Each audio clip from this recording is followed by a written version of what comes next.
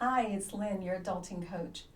Last week, I was appalled by the results of a study that was published. It showed that autists ages 0 to 24 are twice as likely to die than those without autistic brains. What is going on here? Apparently, the frequent causes of death are choking on foods, infectious diseases, hereditary conditions, medication side effects, heart disease, accidents, complications linked to intellectual disabilities, respiratory problems, and cancer. So there's a whole host of reasons. But can we get to the bottom of this? What are the prime causes? Well, they suggested that there are 3 contributing factors.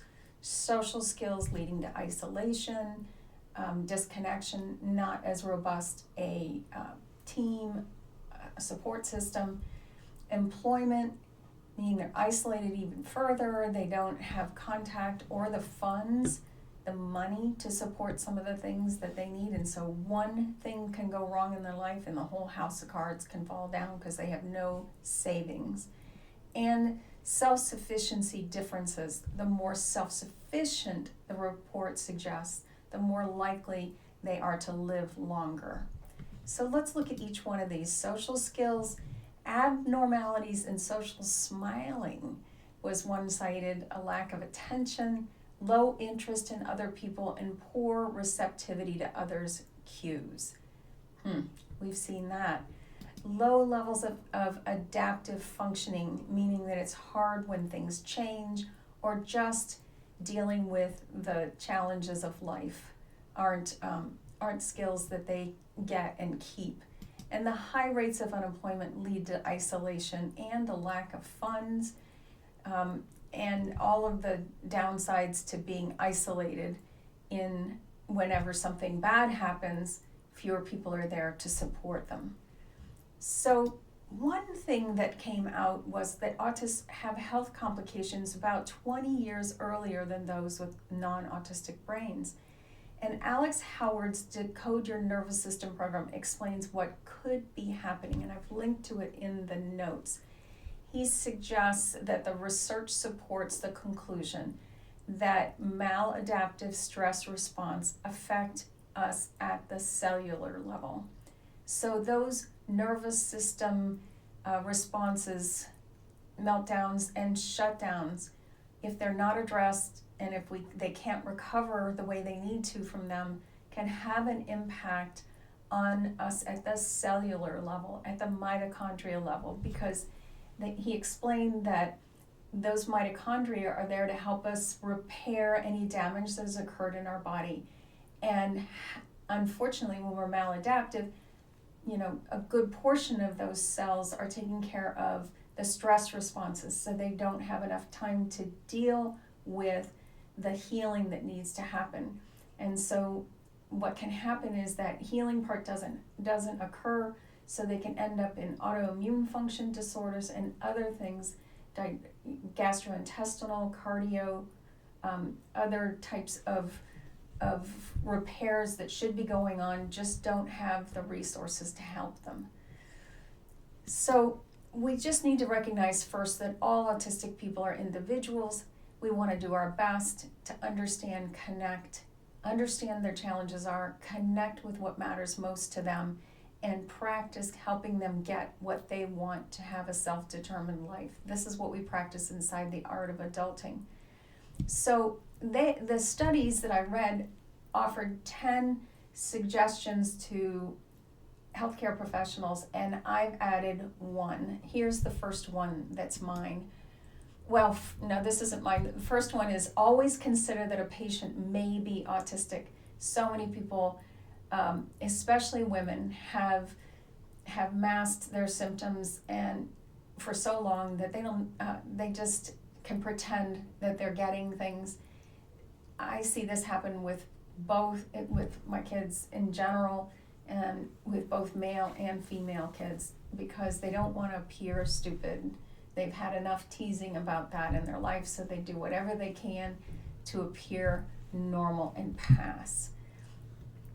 the way that I address the slower processing speeds that I see in our kids sometimes, and frankly, this is a great option for me as well, is that I want my healthcare providers to allow me to transcribe our meetings. I realize they're 10 to 20 minutes. They're trying to convey a lot of information in a short amount of time so they don't get behind in their schedules. And a transcription allows me to go back over the information that was presented at a time when I'm not as highly stimulated by the environment that I find myself in, and so that I can listen better and decode better the message that was being sent. This also helps, transcribing the appointment helps with the other people on, that love them, that love us, so that they can read what the doctors said as well. So I think it's a great practice for all of us. The second thing is we want to make sure that we adapt the sensory environment as much as possible so that it doesn't overstimulate and cause a shutdown or a meltdown. That includes allowing them to wear earbuds whenever possible, having cozy clothing to wear, maybe even a fidget in the pocket, or anything that helps them to lower the response of their nervous system. We want to consider that sometimes our autistic graduates are not as fluent at describing the symptoms that they're having. Could be that there's some interoception, some internal awareness of what's going on in their body that's a difference. It also could mean that they don't have the words to describe the emotions that they're feeling. And that's really important for us to notice so that we can help with finding the words like uncomfortable and comfortable, or high energy, low energy, anything we can to help them translate what's going on in their bodies, the vibration in their bodies, so they can translate those for the healthcare providers. We want to do our best to create predictability and support their ability to pay attention and ask questions in the meeting.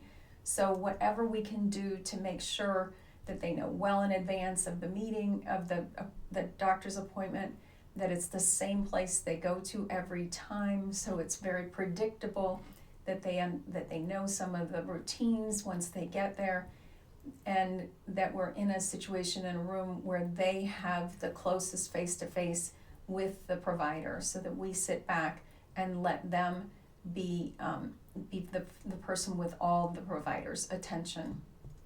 We want to also notice sometimes that our kids will clam up when it comes to describing what's going on. They're embarrassed, or they just can't find the words to describe it, or it's just the questions that the doctor's asking don't make sense to them, so they're worried about asking them to explain it better. There's a whole lot of reasons why our autistic graduates aren't forthcoming with some of the problems that they're facing. I like to pre-plan our meetings. Our meetings with healthcare providers. I like to write down the topics that we're going to talk about and rehearse them with them, so that I have a good idea, not so that I say anything, but so that they are familiar with it. And sometimes I copy the list and I text it to them in advance as well, so that they know what we're going to be talking about at this doctor's appointment.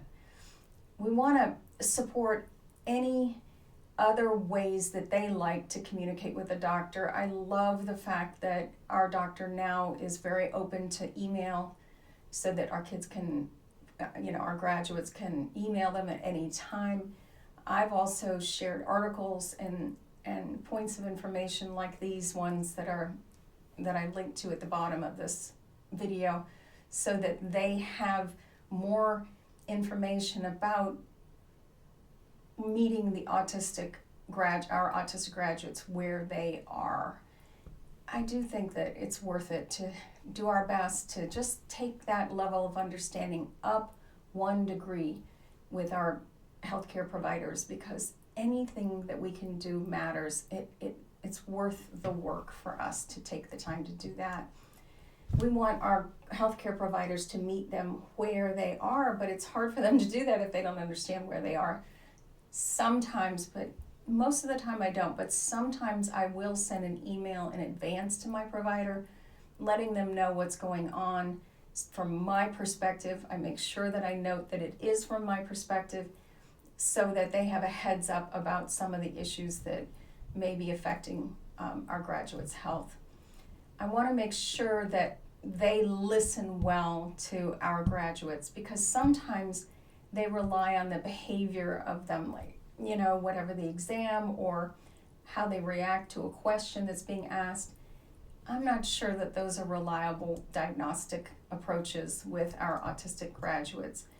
And we want to make sure that our providers understand that there's just a lot of trauma associated with being having a different neurology in this world that is not at all designed for that neurology. So that trauma that has happened to them may mean there's a little less trust in the relationship that the provider would want, or they're not so willing to accept the recommendations of the provider without more explanations and time to process the idea and figure out, how am I going to fit this into my routine? How am I going to change the behavior that they're asking for us to change? And I love the fact now that we can electronically book and change appointments, because trying to do this over the phone has never really worked well. So we just make sure that we always make our next appointment at the end of our completed appointment, so that there's already one on the books. And if it does have to be changed, I'm really thankful that we can just go right on our phones and change them to a better date for them. So those are the 11 actions that we can take that are also recommendations to healthcare providers to help them really understand and connect with our autistic graduates, so that we can help them practice the best health care strategies possible to beat the odds of the statistics that are available today. Please join us inside the Art of Adulting. There's this and all kinds of other goodies inside our program. There's more free resources, including the Adulting Roadmap, at the link below, the link tree below. Thanks for listening. Bye for now.